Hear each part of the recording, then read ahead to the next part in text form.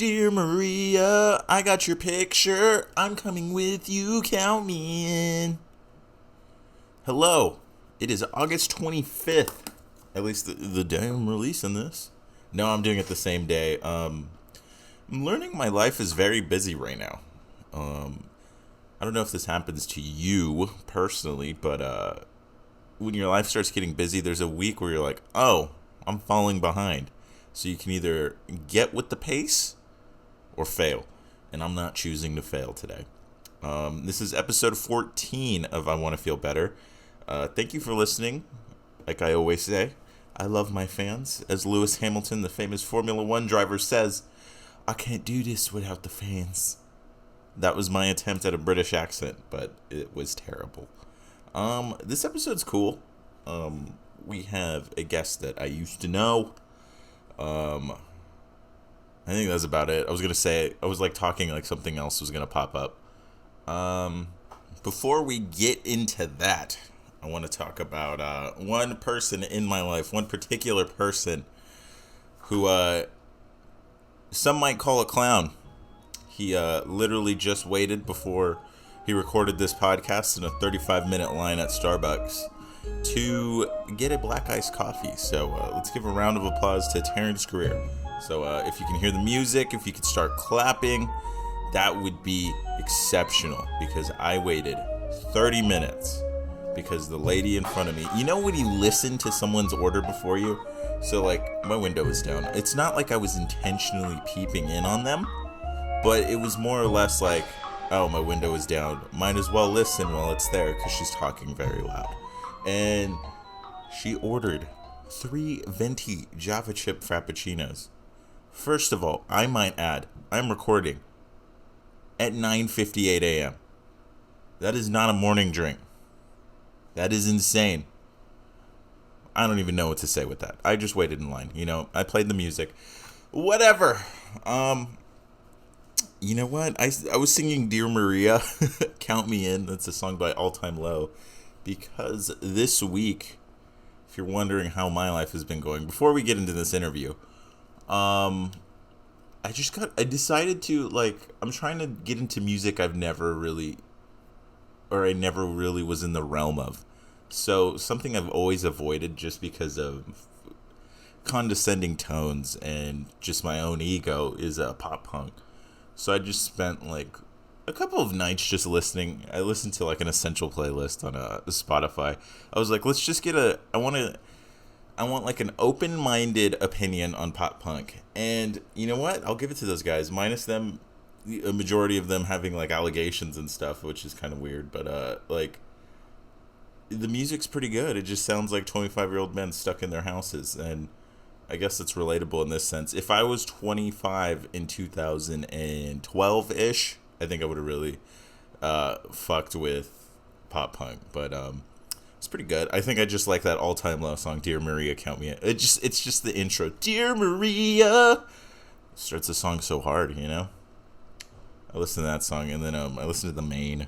I listened to a couple of their songs. I only remember the Main from high school not because I listened to them, but I had a history class one time, and there's a girl I had a crush on who sat in front of me. And I remember one time she referenced the Main, and I was like, what the fuck is the Main? So I remember I went home, I looked up the Main, I looked up a really obscure song, and then I remembered the lyrics, or I memorized the lyrics, so I could just sing it on an offhand in class, and then hopefully she would notice. I don't know what the goal was there. So she was going to be like, oh my God, Terrence, you know this one song? You're my boyfriend now. That's how high school works. But, today was great. Not today exactly, but when I had this interview, this is, actually, hold on one second. Before I get to the interview, I'm going to find a playbill from, this is very relevant. I'm going to find a playbill from high school. One second.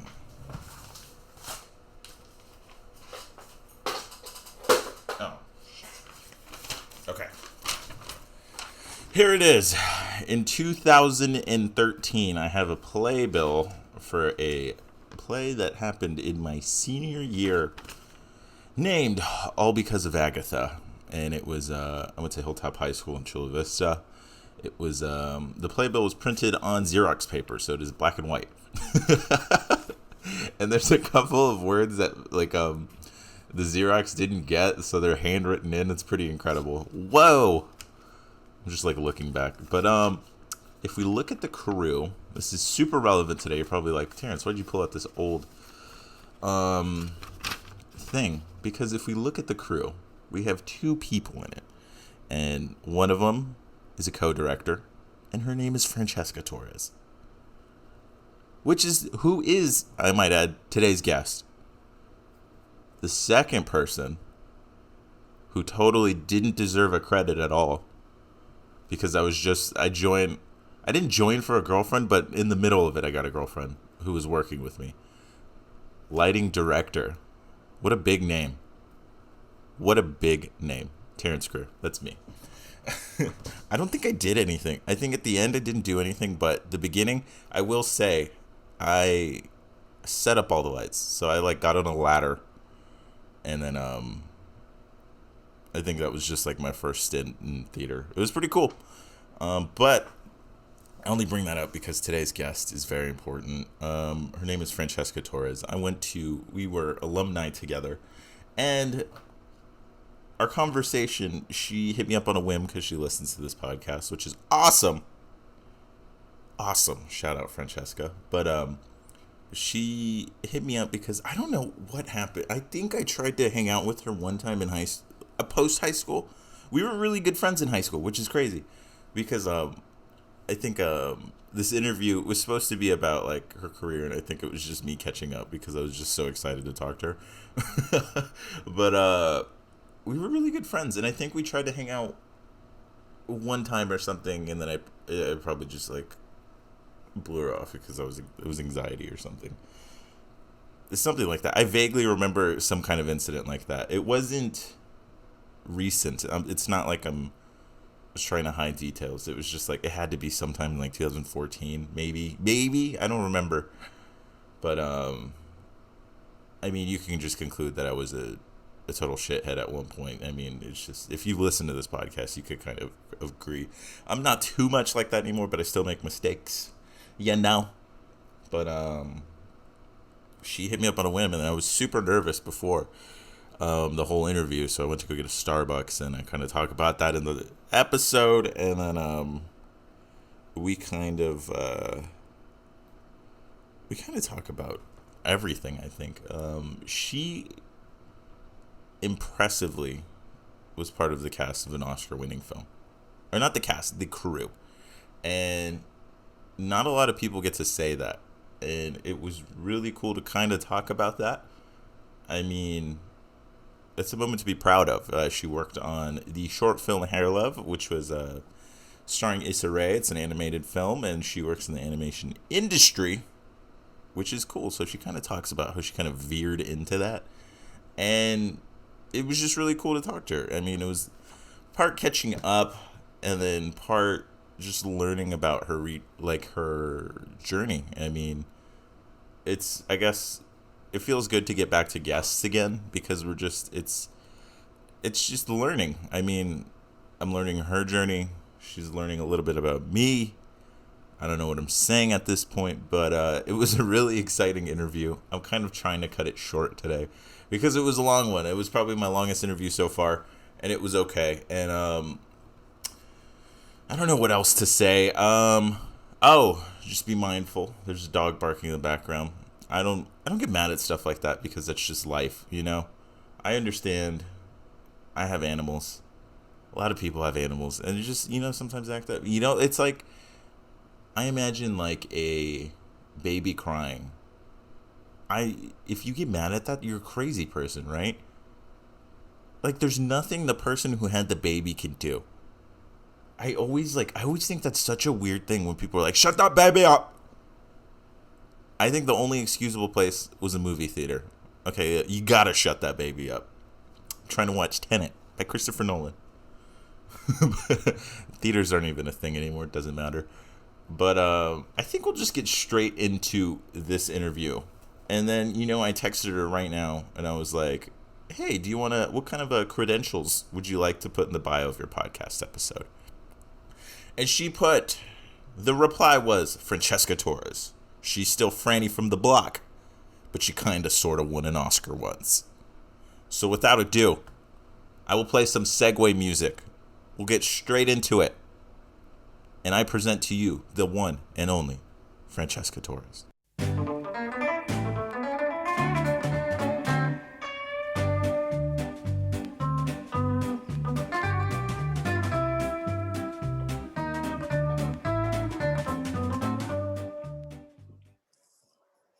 Okay, sorry. Hopefully that helps. They were no just barking at birds at this point.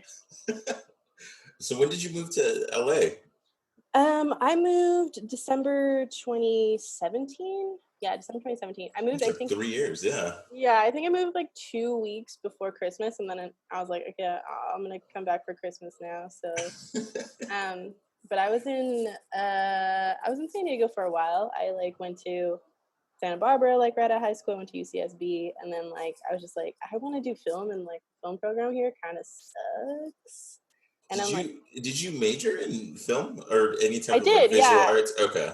Yeah, so I majored in TV, film, and new media. But when I was at UCSB, I was undeclared because you can't go in as a film major as a freshman. You have to like wait until you're a junior, and then even then you have to be like accepted into it, but you can't really take any classes before you're a junior. So I'm like, how does that work? Like, how are you supposed to get accepted if you can't do anything in film until then?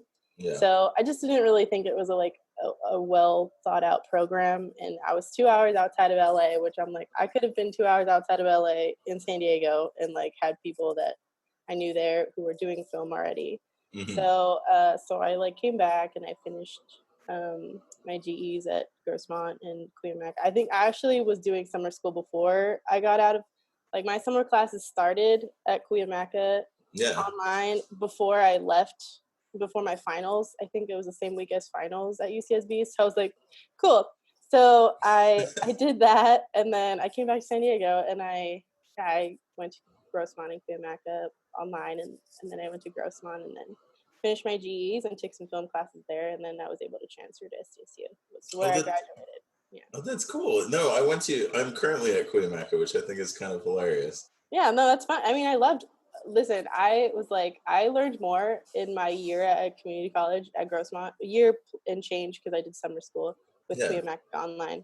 I was like, I learned more there than I like learned in an entire year at a university. And I spent like a small fraction of the amount of money. I think I just paid for books because I had like a grant or something. Yeah. So I was like, I paid less than what I had to pay like for a month living in the dorms there, like to get a much better education when it came to film. So I was like, it was a great school, and I loved everything about UCSB, like other than the fact that I was paying a lot of money and I wasn't studying what I wanted to study. So I was like, this just doesn't make any sense to me. So it's cool, like going to like do my homework on the beach and stuff, but I feel like that's not what I'm supposed to be doing here.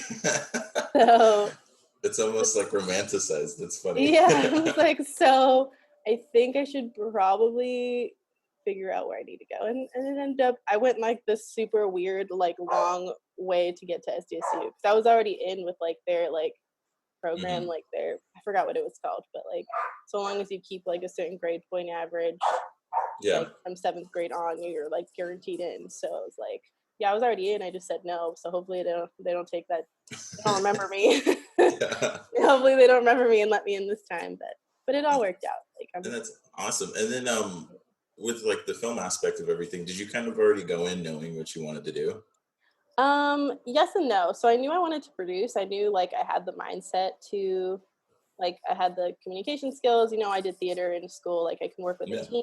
Like, I did a couple projects of like my own before I like, I was trying to see how far I can take something myself. And then and then I went to school. And sorry. It's okay. Don't even worry.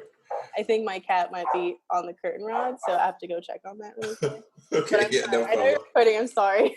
Oh, don't even stress. It's okay.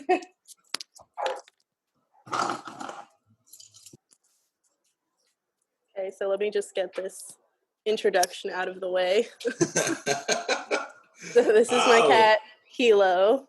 Hilo's a little guy, let me tell you. Yeah, he's actually quite big now. He's scared. He quite literally was hanging like one paw on the curtain rod, and like my dog was barking because she was scared that he was gonna fall. Yeah, that's kind of my life now. So I knew what she was barking at because I recognize that bark so well. Yeah. Kona, stop it. So I've got Kona and Hilo. Kona and Hilo. I got Pongo sitting behind me. He's I don't know if you can see her. Oh, Kona, come here. Oh, what kind of dog is that? She's a boxer. Come here, Kona. Oh, for sure. Come here. Well, she's being a brat, but normally she's pretty well behaved. But yeah. So what was I? So what were we talking about? So I think we said, like, did you know what you wanted to do, right? Yes, that's right. So I knew I wanted to produce, but I knew I had to work because I was paying my own way through school. So I had to work. And I knew, like, if you go in as, like, a specific production major at SDSU, you have to produce, like, films and commercials and TV, something. You have to produce, like, work. So yeah. I was like, I just can't, with that schedule and my work schedule, like, I can't not work. And I have to be working pretty much every time I'm not in school. Sometimes working the same days that I was in school, like, for, like, 6 hours. Yeah. So I was like, I just can't, like, I can't make a movie like entirely at night. Like, it's just not like, it's not realistic. Like, I mean, I can, but it's not what I want to do. So I was like, I'll go in as critical study, but I'll just kind of be learning more production stuff, like, on my own on the side. Okay. So that's kind of what I did. And so I knew I wanted to go into production, but like, all I really needed was like a degree that said, like, this was sort of a background that I like I know about film. Yeah. For some of the things that I wanted to apply to, like in LA. So I did that. Sorry, it's also like 100 degrees in my house. No worries. So yeah, so I did that, and when I graduated at SDSU, I kind of didn't want to stay in San Diego too much longer because I knew if I stayed, I'd be stayed. Oh yeah. Oh yeah. So I was like, I mean, San Diego's great. That's why, like, you'd want to stay. Like, I missed it, and it took me leaving and going to Santa Barbara, which is equally beautiful, but it's like, I really missed San Diego. So I was like, I know if I stay here too long, I'm literally going to stay here too long. So oh, most definitely. Yeah. So I traveled a little bit after graduating, went to Europe with my friends, and then and then it was like pretty much right after that, and I was like, all right, like, you got like your travel bag out of the way. You can say you traveled in your 20s, whatever. Like, now you're gonna have to like buckle down and get your shit together to move because your jobs are in LA and you can't stay here. Yeah. So I did. So I was able to stay with family for a little bit while I was like looking for jobs up here. You kind of have to jump on them. Yeah.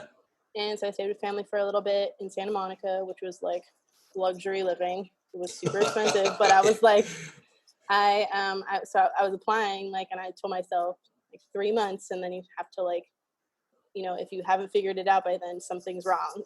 So I just applied every day, and, you know, I was miserable, you know, in beautiful Santa Monica. No, I was applying every day, and I just made it like my goal and going on interviews. And I think some of the coolest things were, like, I applied to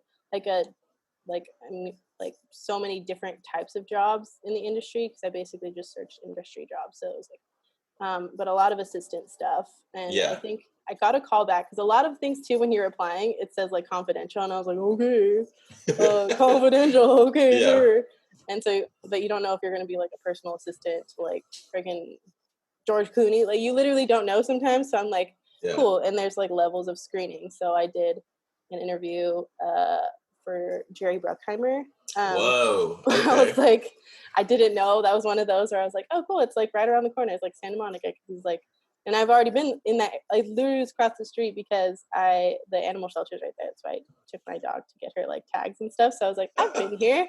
And I was like, wait, there's a studio over here, and it's like this giant like brick building. It was super cool. And I walk in, and then somebody parked my car, and I was like, oh, whoa, this is like a little fancier. And I remember the person who interviewed me on the phone told me, like, the name of the person, and I was like, oh, damn it, I forgot. And I was like, I don't even know who I'm interviewing for. And I was like, okay, well, it's an assistant job, so I'm sure it's fine. Yeah. But it was a weird little setup, and I went in, and it was like a brick building, beautiful like wooden pillars, and like a giant pirate flag. And then I see like Top Gun, I see all the Pirates of the Caribbean. Wow. And like, I was like, oh, he said Jerry, didn't he? And I was like, oh, does he mean Jerry Bruckheimer? I was like, oh shit, okay. So then I got nervous. Yeah. But you know, that was one of the cooler ones. And then I think a week later I interviewed for an animation studio. Again, didn't really know too much about. There was just, again, an assistant position, executive assistant. Yeah. So I was like, okay, foot in the door sort of thing. But you know, I got phone interviewed, and the person who interviewed me was our head of production. So I was like, this is a good sign. Like, okay. Yeah. I was like, production. I was like, I know nothing about animation production. Pretty much all I know is like, that shit's harder than real life because you have to create everything. Yeah. So that's all I knew. But she had just been hired on, like, I think a few weeks earlier. Mm-hmm. Her name's Barb Simity. And she brought me on, and she kind of like, you know, I did the in-person interview with the CEO and then their head of development, and at the studio called 6 Point Harness. Yeah, so I did an interview with them, Barb and Brendan and Wendy. There's the head of production, the head of development, and then the CEO of this small animation studio. Yeah. But I was like, okay. I walked in, and it's like a big, the way I like to describe it to people is like, it's like, picture like a warehouse, like Costco like warehouse with like the metal doors sliding up and everything. Mm-hmm. But then like some really cool brick, and like it's like an artsy Costco, like like it really is. And it was really open. Like I was kind of expecting like an office building or like some cubicles. Yeah. And so I was like, okay, this is fun. And then they I don't know, like the things about LA, like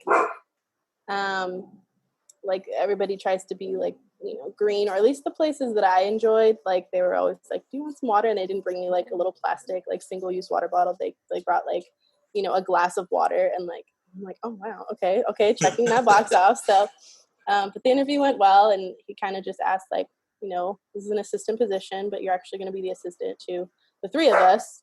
Okay. And we're three different department heads. So I'm kind of like you know, I'm the CEO, so I oversee everything, but I kind of do mostly client relations. And then, you know, our head of development, Wendy, Mm-hmm. which happened to be his wife, but our head of development, Wendy, she like she works with like screenwriters and like, you know, or authors, and Yeah. she like helps develop the stories like for animation to go pitch. Mm-hmm. And then sometimes we have like original stories that we'll be developing. So somebody can bring us a script, and then, you know, she helps kind of develop it a little more, the characters, like so that it would last a series or a movie or what have you. So Yeah. so that's what she does. And then our head of production, Barb, she like oversees all the production of all the different shows there. Yeah. You know, the budgets and everything. So he was like, so I take you don't want to be an assistant forever. So what made you want to, you know, work in production? Because Mm-hmm. you said you wanted to. And it's like, I think what I liked most is that you get to have your hand in a little bit of everything. And me being one of the most indecisive people ever, I didn't know specifically what I wanted. I still don't. I was like, I just knew I wanted to produce something. I didn't know what it was going to be at all. But I'm like, Yeah. I just know I want to do production. Like I want to be able to like put together a film, a movie, a music video, like something. There's Mm-hmm. so many different aspects that go into that I enjoy. So I figured might as well be the person who gets to have their hand into a little bit of everything. Yeah. He's like, that's actually like the perfect answer. And I was like, okay, great.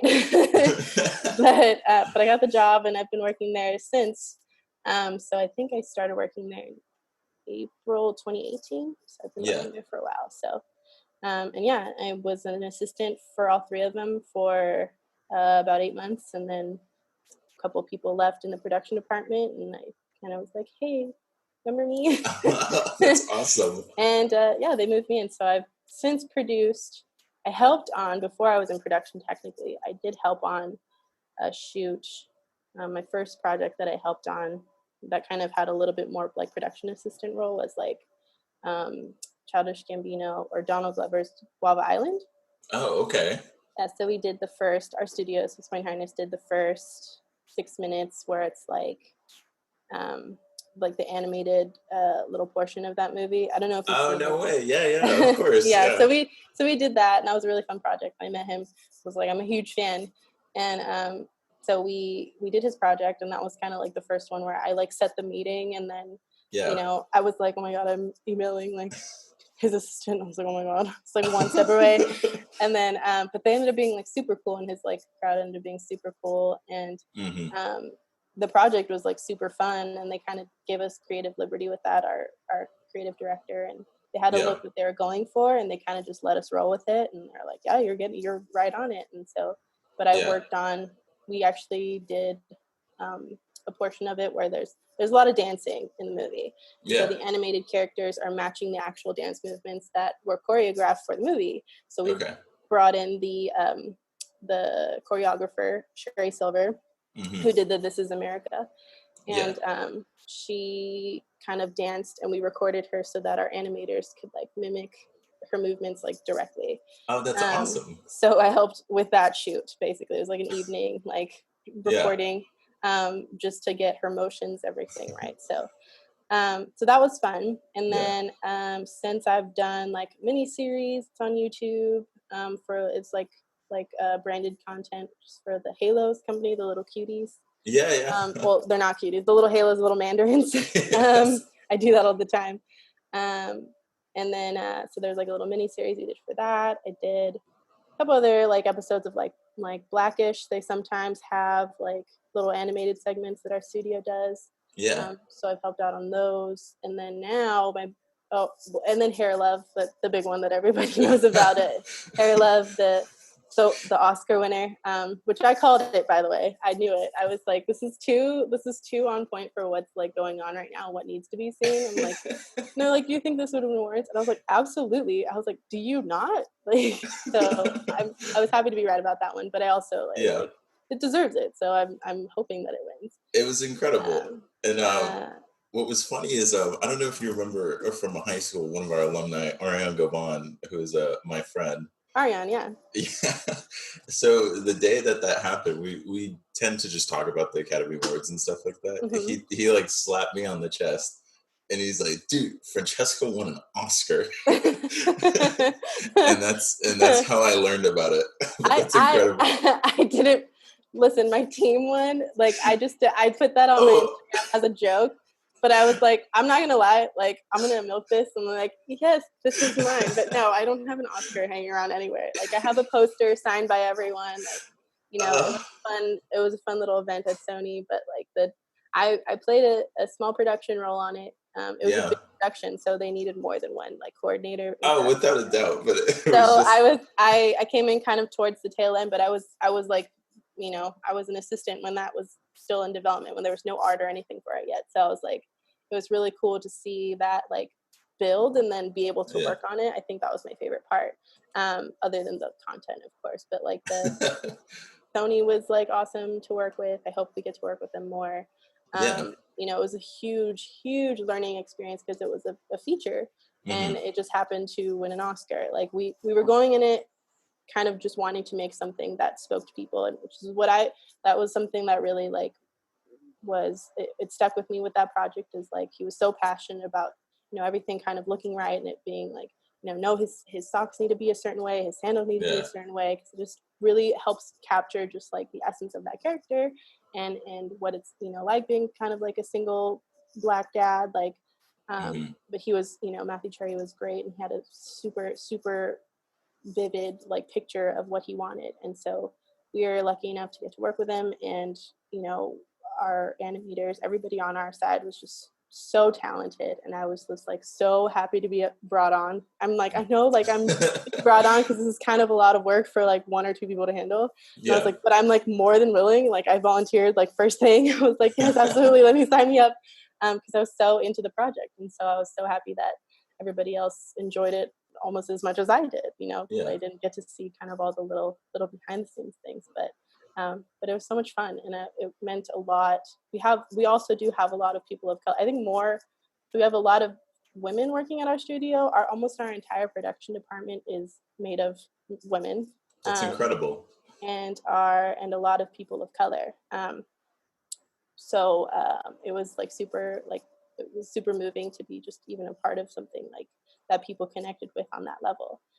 And you know, I was super grateful. And but I didn't win. The team won the Oscar. The picture won the Oscar. But yes, it was. Let me tell you, I did milk it on my Instagram. Like, I guess this is mine. Let me tell you, to the locals, you definitely won an Oscar. That's. I know my mom liked to like put it on her Facebook and stuff. Like, she won an Oscar, and I was like, Mom, it was a joke. Like, that's incredible. But yeah, and so now I'm the production coordinator on an Adult Swim show called Laser Wolf. Oh, okay, for sure. Yeah, so it's created by Henry Bonsu. He and then Vince Staples is an executive producer, and he's also the voice of the main character. Okay. So there's a season 1 already out, and I think it's releasing on HBO Max like September 1st or something like that. So season 1, so you'll be able to watch it there.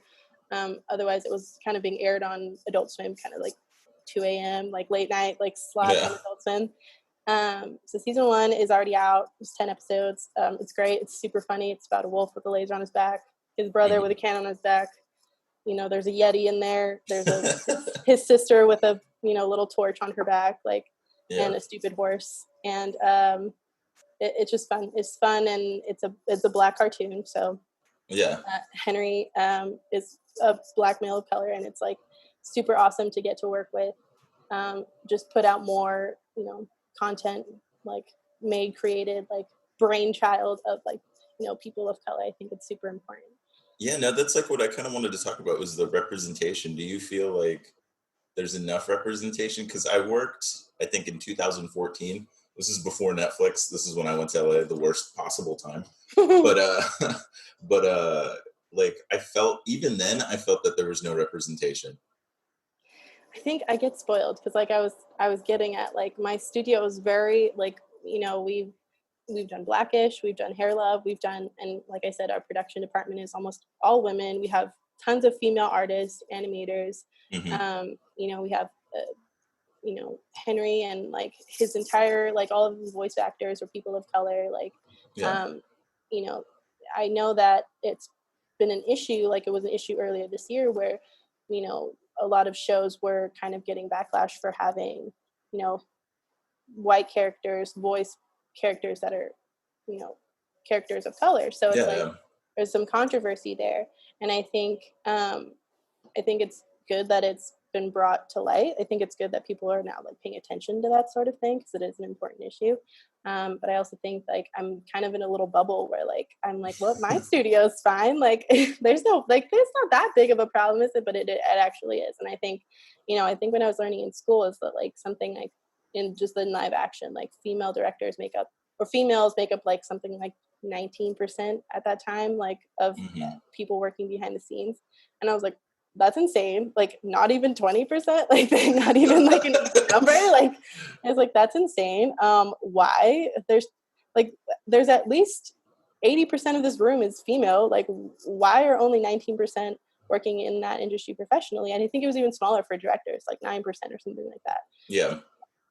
And so so I always like made it a point that, you know, whatever I wanted to work in, like even if I was an assistant to someone, like I wanted it to be a studio that embraced, you know, women and then embraced people of color. And so I think I ended up in a really great spot, but also I know that there's still a problem. And there's this organization that my boss is actually, what kind of really like sold me on the studio was that my boss was on the board.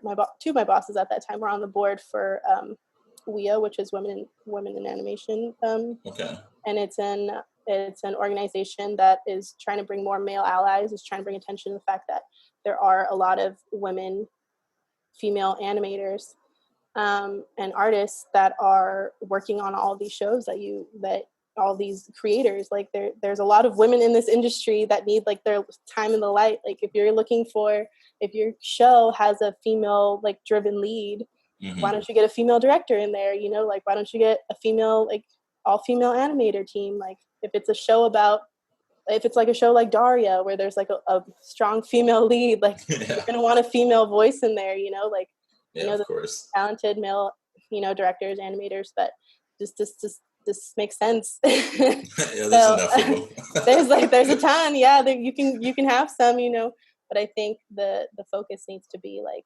we need more female representation in just in industry in general. So, Yeah. especially in animation. So he was on the board for that. He just stepped down after being on, I think, for like 5 years. Yeah. He just stepped away a little bit, and but it's always something that I really admired, and like being part of WIA, is like super. It's awesome just to see like the powerful women. Like I went to, so I think it was Klaus. I can never say it right, on Netflix. The Santa like Christmassy movie. I don't know if it was like Christmassy even. Something like that. Yeah. Yeah, I watched it, but like when it first came out. So, but it was nominated for like the feature Oscars that year. Yeah. For animated features, and it was so cool because I go to like this every year. I go to like the week of like the Oscars, like Oscars on a Sunday. So like the week of, they have like a bunch of events, and a lot of times like special effects, makeup, like animation. So I went to the animation one that time, and it was like awesome to see like a couple like pretty powerful like female producers, like executive producers, like that I had already met through like that organization, the WIA organization. Yeah. So I was like, oh my gosh, and I was like, wait, I know her. I was like, wait, I totally know her. So it's cool to be, and I'm like long term, I'm like, I hope like somebody has like this experience like with me one day, whether it's an animation or not. Like I just like, I think that that's super important, that even me, like a 25-year-old, like I'm sitting here like, oh my gosh, like I know her, and it's not the movie star, like it's not like the star, it's like somebody who you admire, who's like working behind the scenes and working their butt off behind the scenes. That was an insane production from what I remember hearing about. Something like 300 animators had to be like moved entirely into like a brand new studio was built in like 2 weeks. Like that's crazy. What is the most fascinating thing you learned about animation? Man, that's a good question. I don't know, aside from the fact that like you literally have to create like an entire world, like it blows my mind. Like even with this just all that goes into it, like the thought behind, like sometimes it just like makes me literally speechless, like I am right now, just thinking like the creative directors that I work with, when they're giving notes on something, like this background that somebody designed, this artist designed, it looks beautiful, it looks great, it looks exactly like what I would think this world would look like, and he has notes and he's like, actually, can you brighten that up here, can you do that, and then you'll see it in the final. I'm like, oh, I'm so glad they did that. I'm like, but how did they envision this in that scenario, like with everything played out? Like how did they know that that was going to like make it like all get brought together? I'm like, oh, that blows my mind. So I think one of the most fascinating things I've learned about animation is just that it takes way longer than you would think it takes. Definitely. For sure. I think the project that I'm on, the series, season 2 that I'm on for the Adult Swim Laser Wolf series, I've been working on for over a year, and we're still trudging towards the end, but it's super fun. But I'm just like, wow, like I was like, this single episode took like months. And that's not including like writing it. Like it's just like, this is insane. Like we had these all written last year, and now like this year is like everything. I'm like, oh my gosh, it's so cool to get it, like to see that joke actually play out, like I think just all the different steps that it takes, and every production is different. So like, there'll be some where we don't have actors come in and record their lines. Like there'll be some where they like do that on their own, and then we just get the audio, like every production, every little like bit is different. So I think the most fascinating thing that I've learned is like just the dedication and the amount of time that people are like put into, like I can't even imagine a giant 2-hour feature film that they do like at Disney and Pixar. Like I just know that at smaller studios, like you have the same team that's pretty much working on this thing for like a year plus, and the amount of dedication and time and work that goes into it is like blown my mind. And then for it to all make sense at the end, like I know like at some point I want to get to more like creative side of things, but like the production stuff blows my mind every day. Like I'm like, Yeah. oh, I can't believe we got those out. Like, oh man, I was like, wow, good job, guys. I mean, I knew we were going to do it, but I didn't think we were going to do like that quickly. But I think just everything that goes into it. Like I said, when I was interviewed for it, all I knew was that animation took a long time. Like I know it takes a while to like film like live action. Like you'll be on set for like 6 months or a year, but that's all that part takes. You know, Yeah. like you can have a bit in animation where something is designed completely, and then months later when you're on like another episode or another project, you're like, actually we want to go in and tweak this character, like actually we want to go in and rework this world, and you're just like, what? I can only imagine with animation.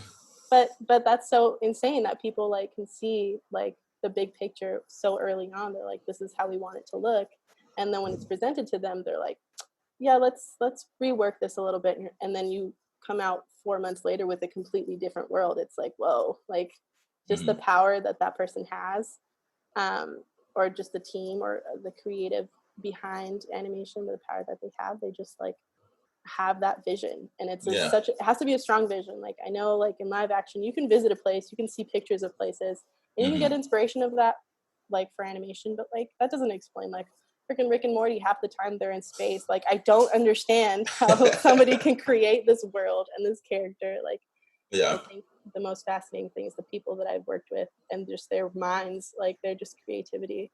And that's the good thing about that is like with a small studio like the one I work at, like you get to work with all different kinds of people, all different kinds of projects, and it's like keeps things pretty fresh. So that's awesome. Yeah, I think if I was like directing or like working on like the set of like Days of Our Lives, which is still I think on, like even I think I'd love that show. I was like, did the pandemic like quarantine like stop the production of Days of Our Lives? Was that what it took? Like but I think they somehow have still been able to film on that one. I don't know. Those shows are like the dream though. But it's like you work on the same thing all the time, or I'm just like I think I would get bored of that, or the same genre even. But like with animation, we do mostly adult animation, but that sort of like versatility and like what did my friend say? Variety is the spice of life. Like exactly. He said it ironically, but I took it literally. Like no, I was like, I think you're right. He's like, it was a joke, Francesca. And I was like, but you're right. No, and it's crazy because I think coronavirus like rapidly evolved animation. I think it's going to be the forefront within 4 or 5 years. I definitely see that. Yeah. I agree. I mean, we've definitely not slowed down. Like I work every day from home, like except Saturdays and Sundays. If I work on Saturdays and Sundays, it's like purely by my own like wild, like I don't know why I'm working. It's just something to do. Yeah, of course. I work every day. Like this pandemic, it took us, our studio, about a week to mobilize. And like the hardest thing was like, I have like a giant hard drive, or it's right here. I have like a giant hard drive that has like a copy of everything that was at the studio. And like the hardest thing to kind of like adapt to is just like, you can't just like go over to your neighbor who's working probably on the same project as you. Like you can't just like, oh hey, can you drop me that file? Or like, oh hey, actually I need that. Can you like you have to like message somebody on Messenger and like wait for a response. I think that was the only thing that really was something we have to get used to, is just messaging on computer for everything. But we're like 22 weeks in to working from home now, and we've delivered I think more episodes now on the show in quarantine than we did prior to being in quarantine. So it's wild to me. Like we finished entire episodes of animation like in quarantine, more than one. That's insane. But yeah, I mean it's changed. Like it's one of the only things you really can do, media wise, other than film yourself, is create just characters and animation. And that's something that I think a lot of people didn't realize, that like animation could be done. I mean, there's freelance artists, there's freelance animators, there's all these people who do work in the comfort of their own home studio or home office. And so I kind of knew, if you work in animation, you know, like, oh, we can just freelance, you know, we'll have somebody, you know, animate this and then send it back to us, you know, next week or whatever. But an entire production is kind of hard to think like, okay, well then everybody's a freelance artist now. Like, I'm a freelance producer. Like I'm like, this is hard to picture, but it ended up working out really well. And I think because of the success of it, not just with our studio, but I think of a lot of others, a lot of other animation studios, you know, we're able to continue getting work and continue to, like, people are realizing like this is a great direction we can take this, like animated, so that you can still get done and we don't have to push our schedules out too far. And like, so I mean, we've been doing a lot of like, you know, mixed media, like where there's some, you know, live action bits, like a lot of the Blackish stuff that we did, there's mostly live action. Obviously it's the ABC like live action show, but they'll have little animated bits in it for whatever the, you know, we did it for Blackish, we did it for Grownish, I believe, and then for what's the other one? Is it Mixed-ish? Mixed-ish, yeah. Thank you. We did it for Mixed-ish as well. Yeah. So that's one that I know incorporates animation.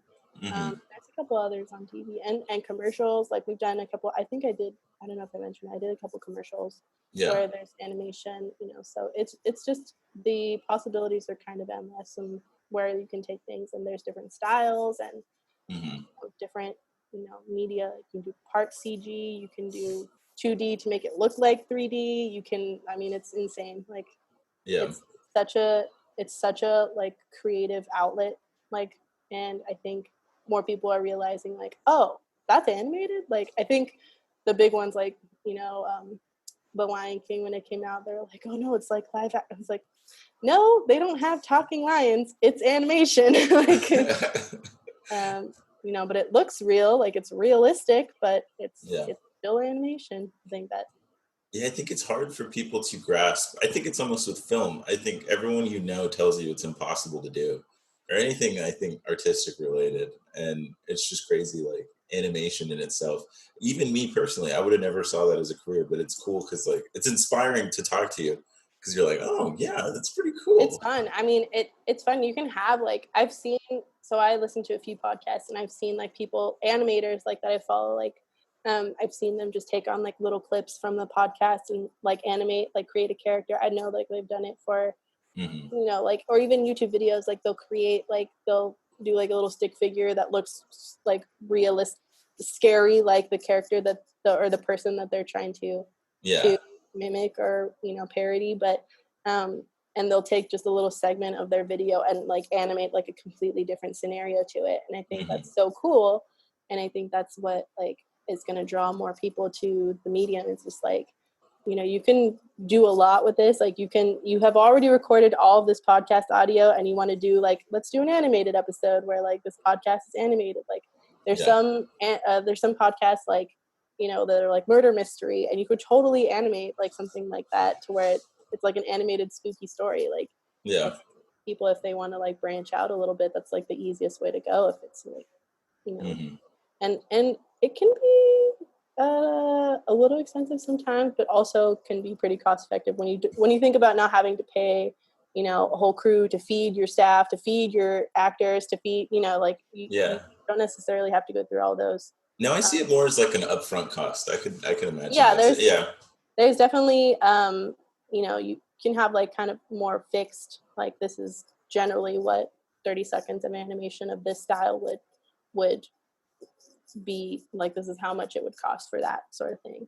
And it's a lot easier to get in the ballpark for those as opposed to, I think, a live action production where you have all of these like, oh, now we have to dig this whole trench now so that we can do this scene, and we need to make sure these are all cleared, and we need to go through, and it's just like, oh man, like I think if we did it animated, like we could have, like, not, we could just create that, you know, like, no, it's fine, we could just have the same artist work on that. So are you open to working on live action stuff as well still?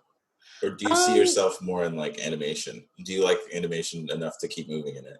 I love animation. I mean, I've always loved animation. I've been, that's something that I said in my interview too. I was like, I think I've been a bigger fan of animation than I realized, because when I, you know, was told that I was interviewing in an animation studio, I was like, oh man, do I even know other than Disney? Like, I'm like, oh wait. I was like, I watched a lot of cartoons as a kid. I was like, I watched like everything at Nickelodeon. I watched like, you know, all the classic Chupo, like Rugrats, Our Real Monsters, Cat Dog, like, which I've rewatched since, and I was like, wow, this really did come from the same studio. It kind of all looks very similar. I was like, I was a dumb kid. I didn't realize that. But, you know, I've always loved animation. Like Comic-Con, like if you don't go to Comic-Con at least once while you're a San Diego native, I think you're a pariah. So I've gone many times, and it's, I've gone a couple times, you know, work related as well. And it's like, this is a different experience now that I have like a little more insight. But I think I would still be interested in doing live action, but I think there's still so much of animation that I want to learn about. Yeah. Now being in it, I'm like, oh, this is so cool. And now like, there's so much I didn't know, but now I feel like I know so much. Yeah. And the fact that there's just even more to learn in production, and, you know, the creative side, like, you know, I have worked like directly with like a writer's room, like, you know, I've like seen like a team of people not too much older than me or the same age as me, like write an episode of a freaking show that's on TV. Like, I was like, I can do that. So I think the next step for me was, I think I want to try to see if I can develop a show that can be animated. I mean, I was screenwriting like the last year or so that I was at SDSU. So I was like, I wonder if I can turn that into like an animated short. I have a couple scripts that I'm like, oh, maybe. So we'll see. I mean, our head of development is like super open and like always down to hear like what we have. And, like, if it's a loose pitch to her, or just like talking to her, just, hey, how does this get to from here to here? You know, how do I get this from paper to like art? You know, how do I visualize that? You know, that's awesome. Bringing somebody else on, because I'm not necessarily in the place to have that creative vision, but I can write it. Like, is that somebody to just bring it to life? Like, I don't know.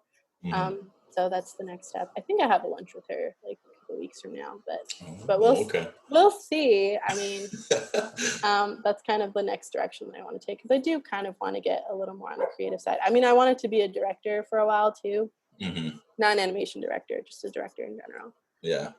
But I think it'd be kind of a disservice to myself to not take my skills in production like a little farther, you know, like I can produce, like I can do both. So, you know, right now I'm just kind of more set into, let me get as good as I possibly can at production, and then let me explore, you know, the other areas. And with that too, like you work more closely with directors that way.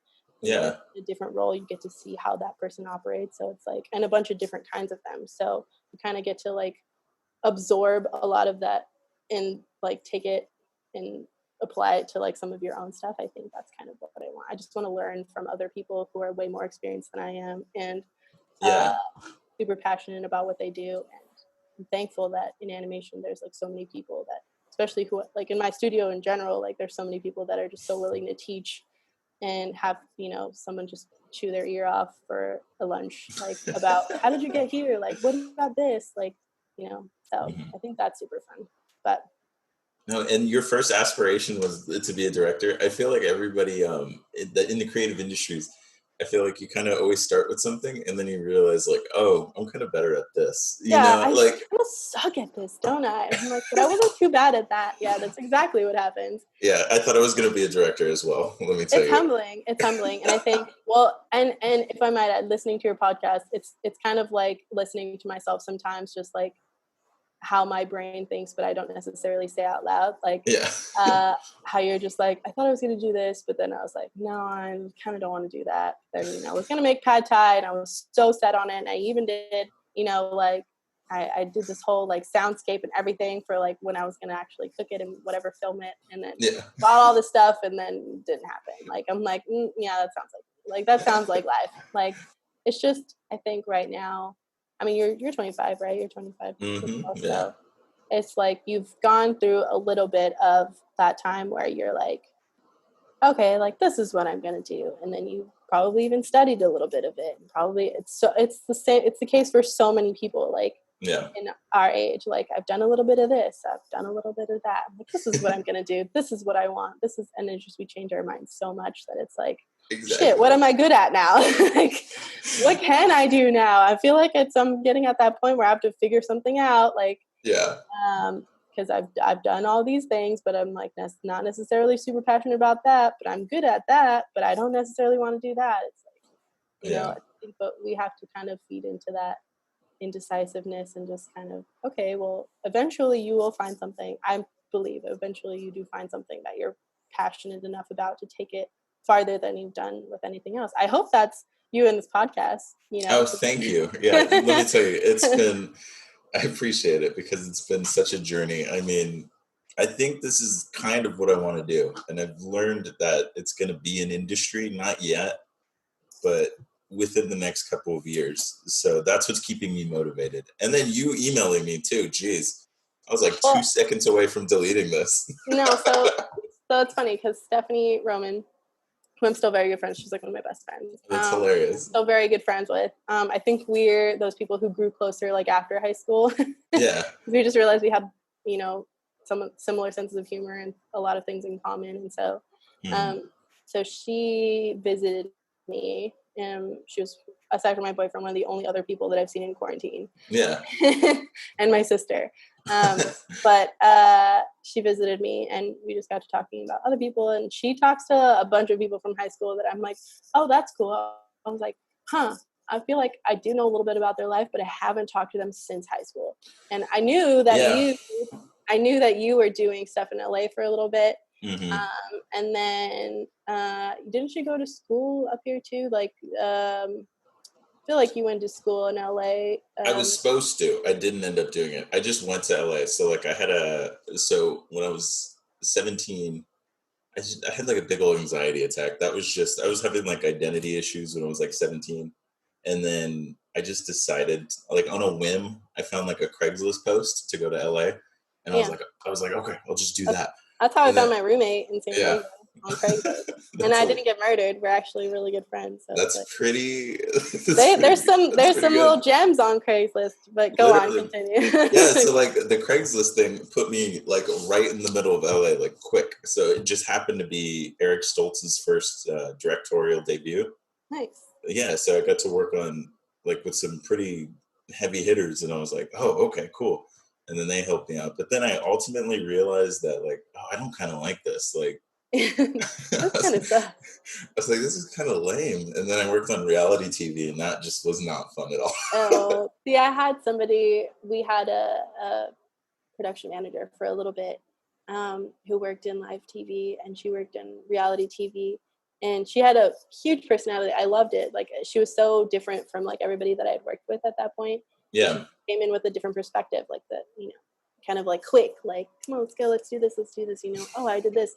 And a lot of people would think that that's annoying, and like, but I was like so fascinated. I'm like, wow, like, reality TV, huh? And then so I'm like, oh, that sounds kind of miserable. And she was describing it to me, and she was like, yeah, that's why I'm here in animation. So I was like, oh, but you're not the first person to tell me that reality TV production kind of sucks. It's insane. I'll give it to them. Like, it's different just, beast. It's its own different thing, and I learned so much from that. I worked on a Dance Moms, or just their company. Nice. That was just an interesting part of my life. I was gonna say fun, but I don't know if that's a good word to describe. I wouldn't call it that. I mean, Abby Lee Miller is quite the interesting person. That's all I'll say. But polite, yes. Keep. Don't burn any bridges. You never know where you have to go back. She's a gem. She's a jewel. Here's the part where my cat walks across. Every time, every Zoom.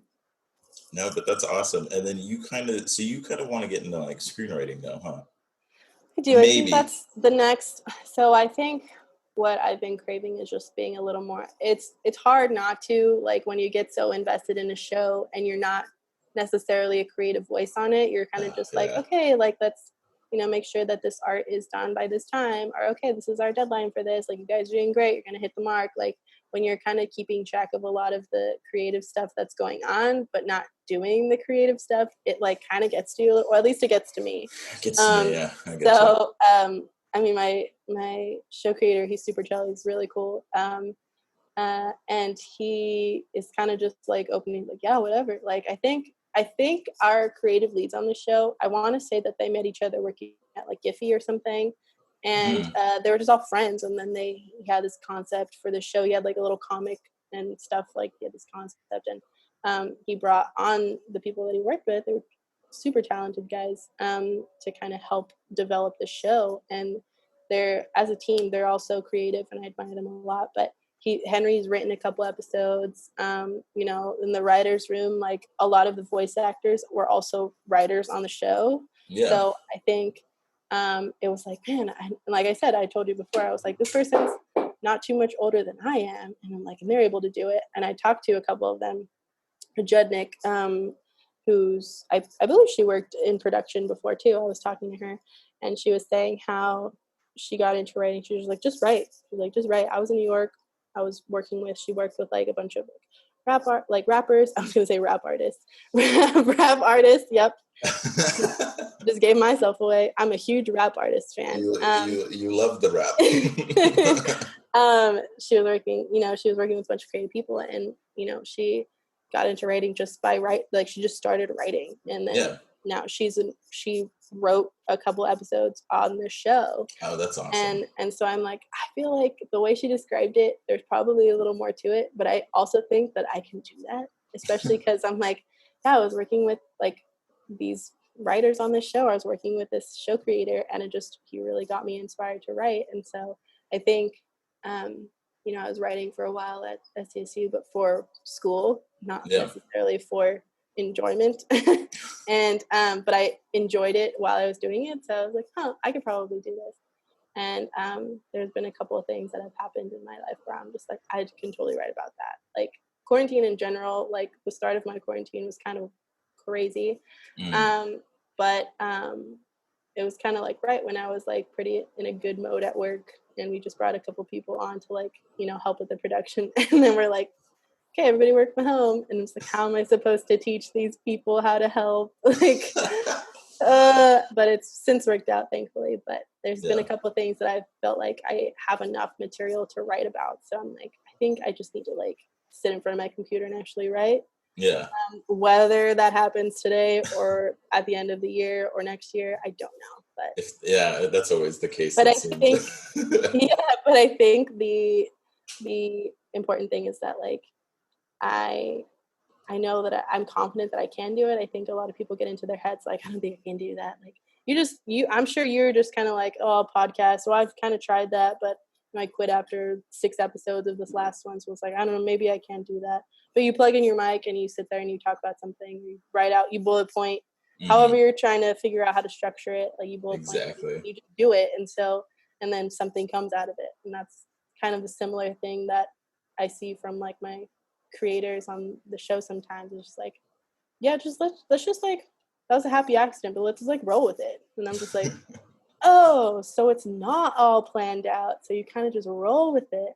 Oh, so I think, you know, I'm kind of taking a page out of their book and just kind of like, if you have an idea, just go for it. And I told him, I was like, hey, if you need anybody, you know, if we get like season 3, 4, 5 of this show, you need a writer, like call me. And he's like, for sure. Like, so, but you know, I'm so invested in the show now, and I'm really excited for people to see it. We had an episode air on April Fool's Day. Okay. It was like 2:15 in the morning. So barely anybody saw it, but you know, it was exciting to have, you know, just it out there. And so I am so invested in these characters. I'm like, I feel like I could write for this. Like I can write an episode like around this character. Like I feel like I can do it. And I feel like there's a couple of things like that. If it's not my own content, I was like, there's a couple like spec scripts I feel like I can write just to get in the zone before I get into my own stuff. So but it's the little urge like to do something creative, and I'm like, I was like, I shouldn't have ended at CSU at doing screenwriting. I should have started that way and then ended in production stuff. But yeah, I love always looking back in hindsight. You know, you're just like, oh, if I could do this whole thing again. Well, no, I see, but then you get into like, do I regret that? No, I don't. No, not at all. Exactly. It's like, you know, you kind of playing with fire a little bit there. It's like, did I make Yeah. the right decision? And it's like, ultimately your decision got you to where you are. So you kind of just have to look at where you are, not where you were. Yeah, exactly. So I think what you're doing is great with this podcast. Is just like, you just Oh, needed thank you. somewhere to vent. And I'm glad Stephanie told me about it. And she was just like, yeah, she was like, I was listening to his podcast and he's mentioned something like about sending a joke or something. So I emailed him a joke and I was like, what? I haven't heard from Terrence in so long. And I was like, I think the last time I talked to him was in high school. So I was like, oh man, Yeah. I was like, that's so great. I mean, I knew that he was kind of, with social media now, you kind of feel like you know a little bit about people's life without actually ever talking to them, like in like 6 years. Exactly. Kind of creepy almost. You're like, yeah, I heard that he has a baby, or like, oh yeah, I heard that she's like, into this now. Like, and it's like, ew, but I haven't talked to any of these people. Why do I know that? Exactly. I think it's so weird. It's so insane. weird. I took a little break from social media not too long ago. I re-downloaded Instagram. I still haven't re-downloaded Facebook. Oh, I deleted my social media. Yeah. I made the pledge. Well, it was on a whim. It was very impulsive, but the positive benefits of it have been so great. Like I feel for me because I have anxiety, Yeah. and it was a long. Welcome to your mid-20s. Welcome to your 20s in general. Oh, right. So my sister that, and I was like, you know what happens on your 20th birthday? You get pumped full of anxiety, and then the rest of your 20s is just figuring out where the balance is. Exactly. So now it's just figuring out where it is, because I can get when I get overwhelmed, I can just self-destruct, which I've learned. So it's cool to see the whole journey of it all. I guess that's just the best way of saying it. And I don't even know where I was going with that, but I know. Don't think too much about it. yeah, I was like, oh, we'll end it there. But I did. I'm glad Stephanie told me, because it always like brightens me up a little bit to hear like people are doing things that feel like are positive benefit to their mental health. Like I know that whether that's like getting super into fitness, or like Stephanie for a little while there was doing like vlogging. Not vlogging, but like she was making YouTube videos, and I was like, I love like, them. go for it, dude. Like, go for it. Like, it'll feel more natural once you have the perfect personality for it. Like, do it. Yeah. I'm still hoping. I'm still holding out hope on that one. Yeah. That she'll get back into it. But I think I'm happy she told me. But it always warms my heart a little bit to see like other people expressing themselves creatively, like, with a podcast or with a YouTube series, or, getting super into fitness, or, things that are going to be positive benefits to them. I mean, even if it's just like, I don't know, writing some like scream metal music and like being in a band that plays like absolute noise. It's still an outlet. So I'm like still happy for you. Like, I know, Haley is somebody else you had on your show, right? Like yeah. She was like one of my first guests. She helped me out a lot. I messaged her. She's like one of the most beautiful people I've ever seen. Like, first of all, she's so beautiful, and so I follow her on Instagram, and I think I've only talked to her like a handful of times in high school. But I messaged her just randomly. I'm like, Haley, you should just model. Like, please. I'm like, I know this might sound weird. I know we don't know each other that well, but I feel like you should model. And I've watched a couple of her short films, and I like enjoy them. She is one of the most consistently nice people I've ever met. She's so nice, and she was so nice. I mean, even though my message was probably really creepy, she was so nice about it. And it just like, I like seeing that part of Instagram, and like I think, or social media. And so that I kind of missed a little bit more. I know I tell Stephanie sometimes I just like felt like I was caring. I think you talked about on your last podcast about like just like celebrity. Celebrity culture, right? Culture and all of that. I'm just like, I think I just got tired of seeing all this stupid, like, I don't care about, like, I told Stephanie joking, I'm like, I just stopped caring about people. That's why I deleted it. Like, I just stopped caring about it. No, I get in reality, like, I obviously care about people who are like, like I was friends with at one point, and like, I'm glad to see them doing well. And I don't want to like shut that part out, but I feel like it's sometimes so overwhelmingly like, just I don't need narcissism. I don't know what to call it. Like, and I even like I agree with that, because I even fed into it. I mean, I feel social media is just this is my personal opinion. I just feel like it's a facade of success that people want to put up, And yeah, I know. why don't you just share like the actual cool stuff? I'm sure actual cool stuff happens to you, even if it's not that cool, Exactly. even if it's somewhat boring. Like that's so much more interesting to me than like, or if you're just like, I don't know, like sharing a post or just a super depressed looking selfie and a really funny caption that's like, I have so much anxiety today. I'm like, Be like, yes. that to me is like so much more real than like, yes, look at me posing in front of all of these fancy cars. Like, I think it's just more so because I live in LA and it's so prevalent here that I'm like, oh, I can't take this on social media as well. I have to, for a while there, I was driving through Beverly to get to work and I was like, this sucks. And I was in my like 2002 Toyota Camry. I was dirty as hell. It was a grandma car. And everybody was all like, I felt like judging. And I'm like, this is so annoying. Like, this shouldn't even be a thing that's bringing on my anxiety right now. But it's like, it's because of this stupid like celebrity culture or this, Insta famous, like, facade. TikTok. Don't even. TikTok is super funny sometimes. It's also, I have this conversation with my boyfriend sometimes. He's like, he sends me TikToks all the time and they're mostly really funny.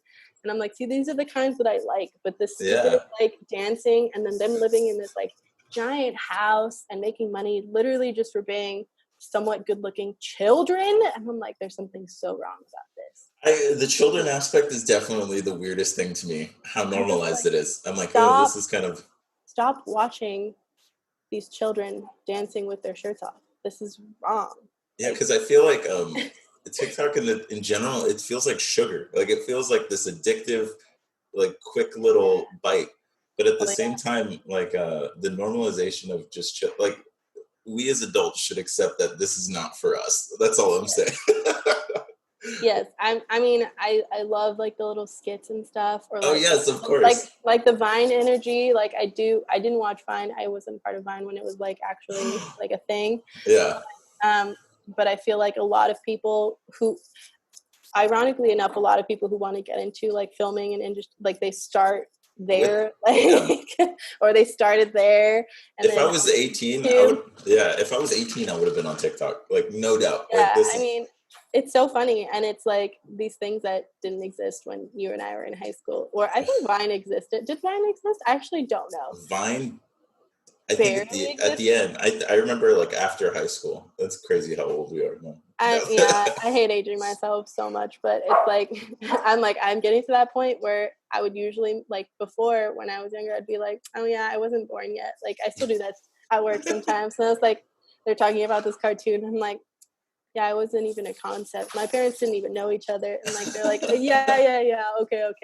But now I'm getting to that point where somebody younger than me brings something up, and I'm like, wait, what is that? And I'm just like, oh my god, no.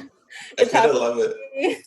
But I think if those things like existed when we were in high school, I mean, I don't know. I'll speak for myself. I think it probably would have been something that I would have geared to, but I felt like I was too old for it now. And I'm like, no, this is like if it's only if something like stupid funny happens. Like, like my friend, I think she made like a TikTok where like she was just walking down the street and there was a helicopter that flew over and she saw something like fall down and it fell on their street and her roommate went and it was like a bag of Ruffles chips like they threw out of a helicopter. Like to me that's funny. Like situational comedy is funny. Situational humor. So it's like it's that and the real part of it where like it's genuine reactions. That's funny to me.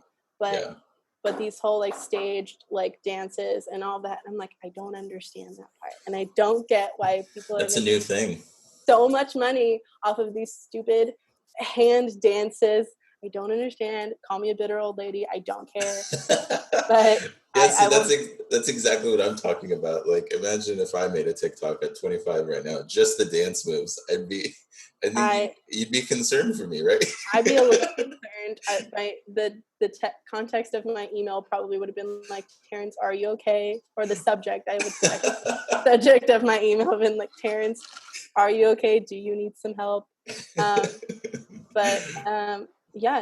really excited for you and for this. And like, thank you. I told you in the email, but you do have, I don't listen to you on my way to work because I don't go to work, but normally that is when my work office is my dining room table. So I don't listen to you while I'm going to work, but I listen to you at night when I'm like winding down, getting ready, because you do have such a calming voice. And thank you. And I feel like it's it's you have a good like voice presence. So I think podcast is like a great realm for you. And thank you. I appreciate that. However you decide to structure it, you've got a listener in me, and probably Stephanie too. I don't know what that girl's doing all the time, but I told her she needs to get more into podcasts, and it was really surprising that she told me that. She was like, "Oh yeah, Terrence has a podcast." I was like, "What?" I was like, I thought you don't listen to podcasts, and two, Terrence, as in we went to high school with Terrence, and then she was like, "Yeah, he has a podcast." Like, and then it got me listening. So that's insane. Yeah, no, that's awesome. It's fun, and I'm happy to play a small part. I don't know if you want to talk more about animation or just want to catch up, but the other one that I was listening to with Liam, I was like, why does that sound so familiar? And I felt like I followed it a long time ago. Like, yes, I went through like an Instagram purge and just unfollowed a bunch because I was getting too many ads too. I was like, I keep buying shit. Like, I need to stop. And so, sorry, I didn't mean to curse, but I keep buying. Oh no, yeah, you're okay. No worries. I keep buying stuff, and it's like I really need to stop. So I unfollowed a bunch of clothing brands and stuff because I was just spending way too much money. Yeah. And I was like, I remember that name. And I was like, what is that from? And then I was like, oh my God, Liam. Yes. I still talk to Liam. That's so awesome. He was always such a great friend. He's a great guy, and that's so cool that he's got his like clothing company. He clothes me. Yeah. He literally. I see your hat. That's what. Yeah, I literally wear it. Like, no, it's not even like, I tell him like it's not even like supporting anymore at this point. Like, you just you're just dressing me. I just needed to put something other than pajamas on today. Exactly. That's what I love. No, but that's so cool, and like how he's pretty much like self-taught. And like I 100%. Admire that a lot, that he figured it, kind of his own shit out just by trial and error. Yeah. Sorry, my Kona. Sounds like a scuffle's going on. My cat's in a cardboard box, and my dog was sticking her face in and out of it. They're still doing it, but they get to a little too aggressive sometimes where I get nervous. She'll never hurt him like that, but it just like, he's like too ballsy, and I'm like, bro, she just puts her paw down and you're dead. So so I try to keep them from getting too aggressive, but they calm down. But yeah, I think it's super awesome, and I'm like super supportive of people like, self-made, especially, it's awesome when it's people that you at one point were super good friends with or knew, and it's like, yeah, I'm super happy for you guys, and I hope that you get to interview more people. Yeah. I hope that if there's a next time that I'm on, it's my actual own Oscar that I won. Not me posing with the statue. Whatever. I'd love, of course, I'd love to have you back. There's something so funny that Ariane was just like that's so random. I just had to tell you, just because, like, just the way it was said, like, dude, Francesca won an Oscar, like, with no context. I was like, what? That's so great. Not accurate, but that's so funny. Yeah, I hope that guy's doing well too. I hope that, I oftentimes like find myself scrolling through my especially recently, because I had to hard reset my phone, and so I had all these pictures on my iCloud, and I'm like, oh my God, I did find one. I'll send you an email, but I did find one. Yeah. As like after a drama thing or whatever, but I can't even. Yeah, drama's insane. You and Matt and Ariane is in a couple of them, and Bryce. And I have not seen Matt since 2016. Yeah, I haven't seen Matt since we graduated. That for some reason that guy hates me now. I don't know. He blocked me on everything, and I'm just like, what did I do? Cried for a little bit about that, but I was like, all right, well, he's experiencing his own life, I guess. He's doing his own thing. Yeah. But I hope he's doing well. I hope everybody's doing well, and I'm glad to see that you're doing better.